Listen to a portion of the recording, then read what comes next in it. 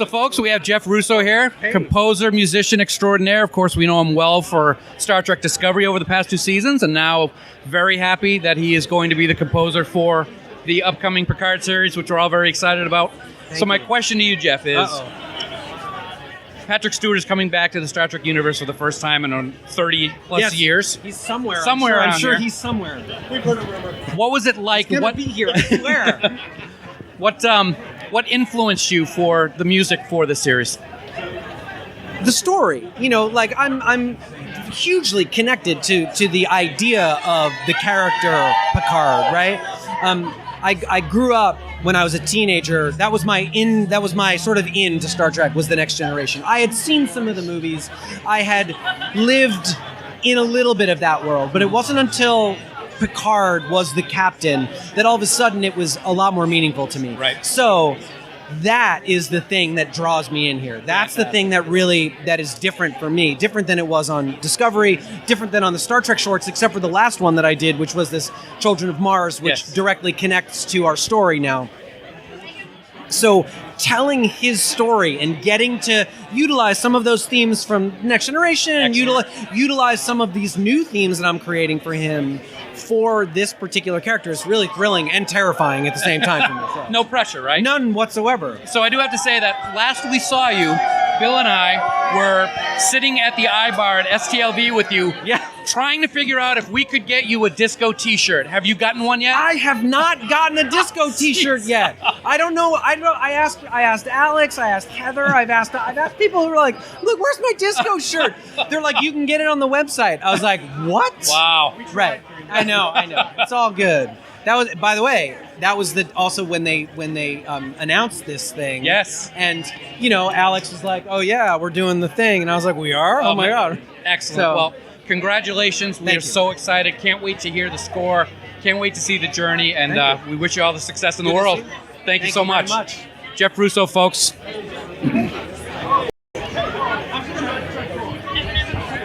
I've not talked to him yet. Evan. Now I'm talking with Evan, the newest member of the Star Trek family. Newest, yes. So you probably heard this question 100 times, but I'm going to ask it. Of course, Star Trek is world-renowned and a lot of pressure. What does it feel like to have that pressure on your shoulders, and how have you dealt with it so far? I mean, I wouldn't say I've really felt any pressure. When we started working, it was just, we'd see all the cast and all the crew, so it mainly became about just giving the best performance that I could. After that, it's really up to, it takes a group effort. Excellent. And I think we did a really good job, and I think everyone will be proud. New fans, old fans, there's something for everyone in this. You have a fantastic cast to work with. What was it like that first time that you were standing toe-to-toe with Sir Patrick? I'm going to be honest with you, I was shaking. Yes. I was just, oh my goodness, Patrick Stewart. Yes. So no, I think I even screwed up my introduction. I think he said, "Hello, Evan," and I just said, "Good, thanks," I think, if memory serves correct. But after that, he's just so disarming and lovely, and once you get to know him, if anything, he's calming. He's a calming presence. So yeah. Well, we are looking forward to what your character brings to the show. Welcome to the family. I'm sure you've heard that 1,000 times. But it's good to be welcomed. It is great, and we hope to see you at STLV and Destination Star Trek and wherever it takes you. Thank you so much for your time. Appreciate it. Folks, it is my pleasure to welcome Kirsten Beyer here, TrekGeeks.com. Congratulations on an amazing event, and of course, transitioning. You've done some amazing novels over the years, and then you turn and you work on Discovery. Now you're here with Picard. 25 years, 30 years since The Next Generation debuted.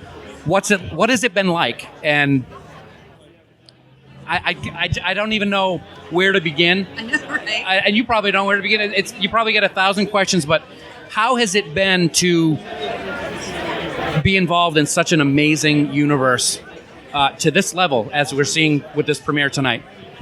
Well, obviously, when I started telling Star Trek stories, I never imagined that it could come to anything like this. Trek went off the air for a while, and we weren't really thinking about beyond just continuing the stories in the books, and that was super fun because you get to tell the stories without the constraints of budgets and stuff like that. So this is just a dream, right? The people that I grew up watching and loving, and the stories that made me feel so much, to then turn around and try to recreate those for the next generation, to bring Trek into the 21st century. It's a huge challenge, and it's an incredible honor, and it makes me so happy to get up every morning and do, It's got to be a dream of a life. It's got to be the job of a lifetime to do something that you love, something that we've been part of our lives for our entire lives. And you've got a whole new generation of fans coming in now. Of course, now we have the animated Treks are coming back. And now, of course, we have Picard and the return of Sir Patrick Stewart. What is it like to work with someone who has such history in the franchise, along with Brent and Jerry and all these other folks? It's an incredible gift to see what it means to them and what they bring to the work every day. And also, they're tremendous fun, right? They're amazingly smart, talented, funny people. And so it's a joy just to do the work. It's long days. Yes. And it's incredibly tough. And they make it joyful. They really all those do. long days and sacrifices is something that we as fans always appreciate. And we thank you so much and wish you all the best going forward. Thank you so much. Appreciate it. Take care. Kirsten Beyer, everybody. Another amazing talent for Star Trek Picard. Mr. Chabon, how are you? Folks, co-creator, showrunner for Season 1 of Picard, award-winning author. Mr. Chabon, congratulations. This is amazing. Thank you. Lifelong Star Trek fan. Lifelong Star Trek. Dream come true? You know what? No. And you know Really? Because I did not have the chutzpah to have that dream. Right. Like my dream was like, maybe someday I'll get to shake Leonard Nimoy's hand, which, by the way, that dream did come true for me. Nice. About 8 or 9 years ago. Yep. But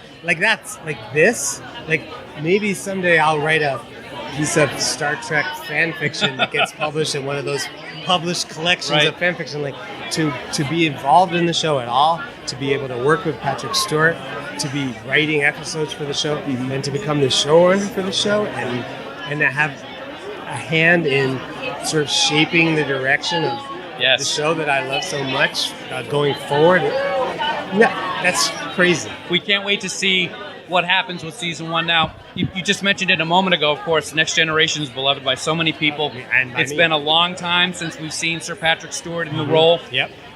What was it like when you found out that this was happening and Patrick Stewart was coming back and you were going to be the head guy and it was just incredible. figuring out what to do? We wanted him so badly. We wanted to do this with him because we did feel like we could do something different. And we really just had to sort of reassure him and to a degree prove to him that we were serious about that and that we could deliver the goods.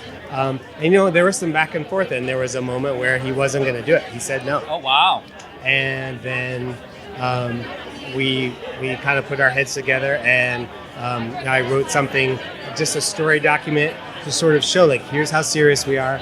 Here's how we've been listening to you, that you want to do something different. That you don't want to be this captain of a starship on the bridge, shouting, deflector shields at full. That you don't want to do Planet of the Week. You don't want to do Alien Species of the Week. And in that document, I tried to convince him of that through words, and it worked. Now that document, none of it, there's not a word of it, or any of those ideas that are in this final show. We tossed it out. It was more of a proof of concept about us for him. What, of course, Star Trek has always been important in bringing together themes of the day. Absolutely. Have you done that with this series over the first season? And are there anything specific that you can talk about right now, or it needs Sure. to wait? I mean, to me, if what you're making doesn't deliberately or consciously reflect the state of the world we live in, then it's not Star Trek. Then it fails as Star Trek. That's been part of Star Trek from the beginning. And so, yeah, I mean, we would have wanted to do that even if Sir Patrick hadn't said to us, if I'm going to do this, it has to be something that reflects the reality that we're living in now, the circumstances in my home country of Britain and in the United States, and we wanted to do that too. So, that's one of the things that Star Trek is for. And so yeah, we in terms of what you might see of that in the opening episode, there's some signs, we try to introduce things in a subtle, gradual way and not hit people over the head with it. Right. So, well, congratulations. We are so honored to talk to you, and thank you very, very much. Thank you for the essay about your dad. Yes, absolutely. It was wonderful. Thank you. Thank you so much. Ladies and gentlemen, Hanelle Culpepper, thank you so much for speaking with us for a few moments. Congratulations. Oh, it's wonderful, isn't it? Little Picard action going. Director for the first 3 episodes. Of course, very, very happy in how Discovery was, and we loved seeing all the behind-the-scenes things that you did on the various sites like Twitter. What was it like to do these 3 episodes, welcoming Picard and other members of the TNG cast back into the Star Trek universe? Mm-hmm. It was an honor. It was a blast. It activated the fangirl in me. I had to, tell her to sit down and do the job now. But every day it was just kind of exciting to come to set and see them and work with them. And it also is fun when you get to think about the things you're creating, the things that are going to be added to the canon, the costumes, the props, all that stuff that people are going to end up wearing at Comic-Con. It was a lot of fun. What was it like to know that you were the first female director for a Star Trek premiere, which was a wonderful thing to hear, and we're very, very excited. And what do you have to tell to the younger generations that want to do things that you're doing to motivate them? Mm-hmm. I was surprised that I was the first. I had learned when I had done a podcast, when I directed an episode of Discovery, that I was the first Black woman to ever direct an episode of Star Trek. And I was shocked by that because Star Trek is known for its diversity on screen, so you just assume that they had diversity behind the scenes as well as far as the directors. And I went into this deep dive into research to confirm that it was true. So, but ultimately, for me, that's not what's important. I just come as a director. I don't come as a woman. I don't come as a Black woman.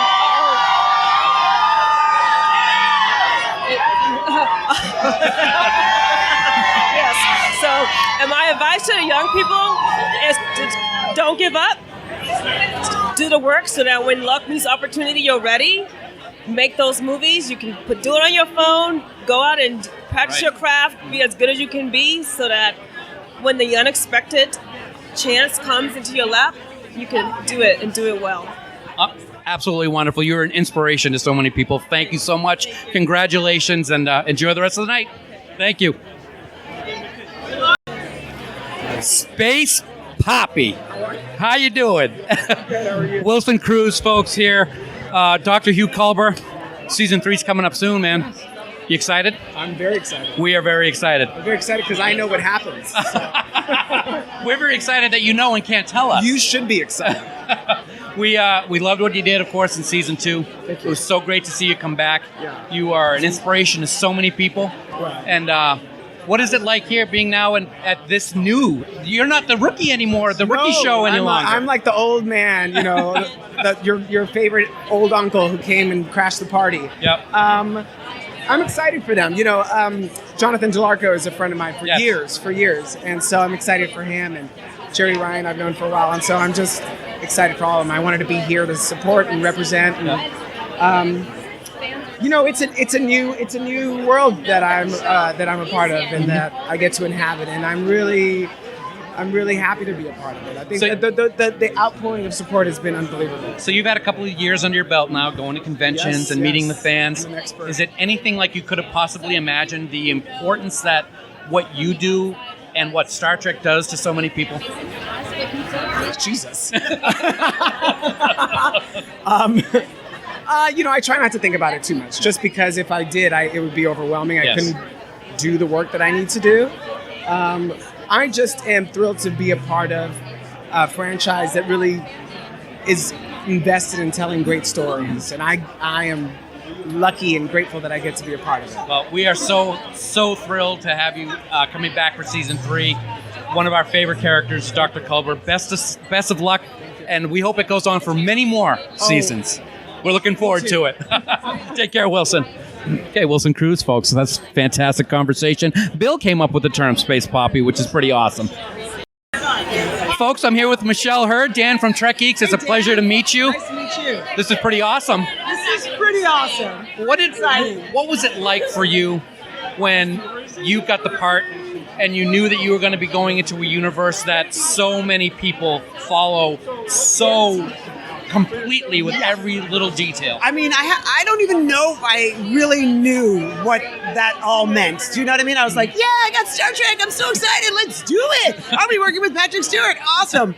But then you get in it and you're like, yeah, oh my God, I'm on Star Trek. Yes. This is crazy. It's overwhelming, but I don't want to say overwhelming as in like I can't handle it. It's phenomenally overwhelming. It's a wonderful, huge hug. The Star Trek fans are the best. They have been amazingly welcoming and encouraging. They're excited to see what we're going to do. I'm excited to give them this story. I love my character. Your character looks pretty badass. She's awesome. Yes, She's awesome. Really awesome. So I'm really excited. So we had Discovery a few years ago. Now the return of Sir Patrick Stewart and Captain Picard for the first time in 30 years. Other folks from TNG are showing up. This is really the highlight so far that we've seen in recent Star Trek releases. What does it mean to you that you are now a part of, literally you're a part of history? I think about when I first saw Star Trek back in the day, because I'm not 20, 25. But I remember when I got the job, I had this flashback to my childhood. And, I'm biracial. Yes. My mother's white, my father's black, and he was an actor. And he really wanted to encourage us to watch shows that were inclusive. Yes. Star Trek was the very first show that had the very first biracial kiss. That was watching my parents. Yep. The first time I got to see people like my family. That's amazing. When doing this now, I understand that I am being a mirror for all those little munchkins out there, beige, brown skin, curly, crazy hair, low voice. We have Issa Briones, Eurasian. We're giving windows and mirrors to people who don't necessarily have a voice or haven't been seen. And they don't have to think about I wish I can. You can. Yes. I'm here. That's We're amazing. Here. Best of luck. Thank you. We are so happy. Me we too. Can't wait to see what happens with your character Thank and you. with the entire It's going to be cast. exciting. Have fun. We got a roller coaster. Thank you for so much, Michelle. Thank you so much. Absolutely. Michelle Hurd. Mr. MacKinnon? How are you, sir? Dan from Trek Geeks, how are you? Great. This is amazing. It is. This is exciting. Last year, last year and the year before for Discovery was great as well, yes. Yes. I beamed up to another ship, so... I know, what's it like to be now involved in yet another spin-off series, which is getting the attention that this one is? It's awesome, and it's well-deserved. This is my 8th Star Trek TV series in my 31 years, so I have been around since Deep Space Nine. So the elevation of my career and these cast members, I've been around a lot. We get to change all these characters in a good way to current day products and materials and new looks. So it's kind of awesome like that. Yeah. Deep Space Nine, my favorite series.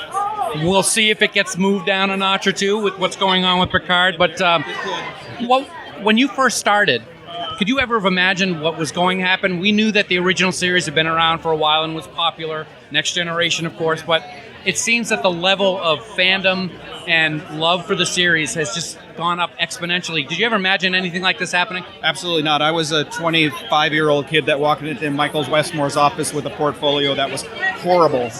And he goes, "You're hired."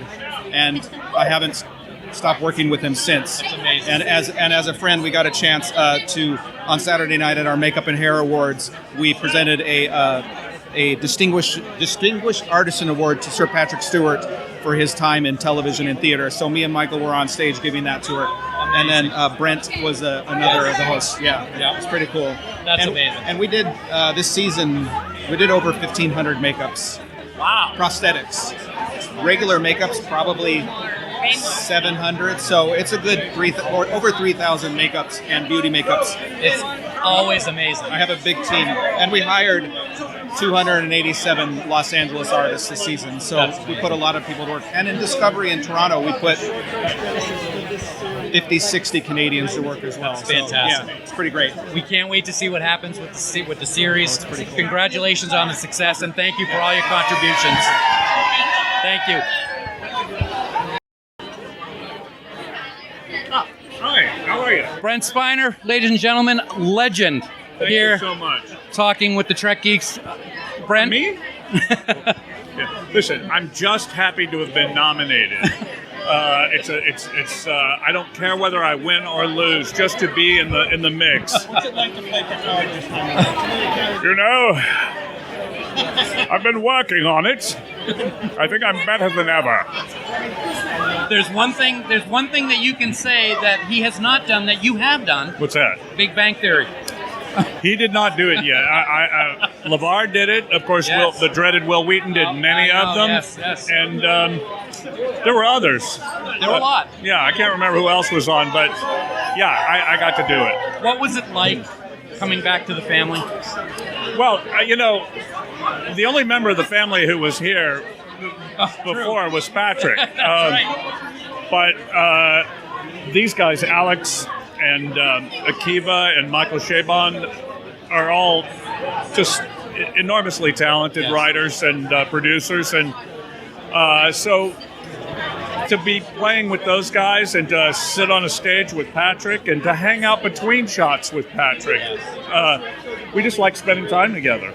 Fantastic. Did you feel that it was just like the old times, getting right back into the swing of things with him? Well, and Marina. You know what? We see each other all the time. True. Yeah. So, and we have over the years. I mean, there's never been a year that we haven't spent a good deal of time together. So, the only thing that was unusual about it was that I was painted gold, and that's the first time since Nemesis in 20 years that I have been gold, 18 years, and we had our uniforms on, and we were looking at the characters were looking at each other, and that was fun. We can't wait to see what it's like. We are so happy to see you back. Thank you. And it's a tremendous honor to talk to you, Brent. Thanks so much. Thank you so much. All the best. Ladies and gentlemen, we're going to be speaking with Trevor Roth and Mr. Roddenberry in just a moment. Gentlemen, Mr. Roddenberry, sorry we missed you at dinner last night. What happened? No, it's giving you a hard time. No worries. Guys, It is typical. congratulations. This is amazing. Of course, everybody's excited with Season 3 of Discovery, but this is Picard's night. What's it like to have another chapter of your dad's legacy starting with the enthusiasm that we're seeing from so many people? I think that question was for you. Yeah. I can't. I'm so thrilled that they decided to do this. Someone else asked a question. What the thoughts were when Patrick said that he would do it, and they want to do another Star Trek series with him. I'm a Next Gen fan through and through, and I think Picard is my favorite captain, and I think Next Generation was the embodiment of my father's philosophy in Star Trek. You had a diverse cast, a diverse crew that worked together for the greater good. There were no egos, people willing to listen to each other, collaborate, and try to work for the greater good. And they've brought that into this. They've had to update the series. They couldn't do Next Generation all over again. And that was the hardest part for them. I don't know how to update it and make it so it appeals to a younger audience and keep the messaging of Star Trek. And from what I've seen and what I've read, they've done a fantastic job of that. That's fantastic. So I'm really excited. That's great. Trevor, what has been, in your mind, as you've watched this first season come to fruition, what's been the biggest challenge from your standpoint and how you, on the normal day-to-day operations of what's going on as an executive producer? I think as someone who cares so tremendously about the fans and what they think and what they're going to look for, I think one of the big hurdles is getting the mindset into a place where a person that you loved, a character that you loved, is going to come at you in a totally different way. And we really want people to be excited. We want people to open up their minds and see that this is Picard. This is that same person that you have loved, but you're going to see him in a whole different light, in whole different circumstances. this isn't about redoing the Next Generation. I think that's a really hard thing for people to get into their heads, but I think that we've done a great job in creating something that they're going to embrace. We can't wait to see what it is. Obviously, it looks like it's a darker tone. Picard's been through some things. We're so excited. We cannot wait to see what happens, and we thank you so much. This legacy continues, man, and it's just a fantastic thing. I think you'll see it does have that darker, but you will see the positive messaging in it. As all Star Trek always does. Absolutely. Thank you, gentlemen. Appreciate your time.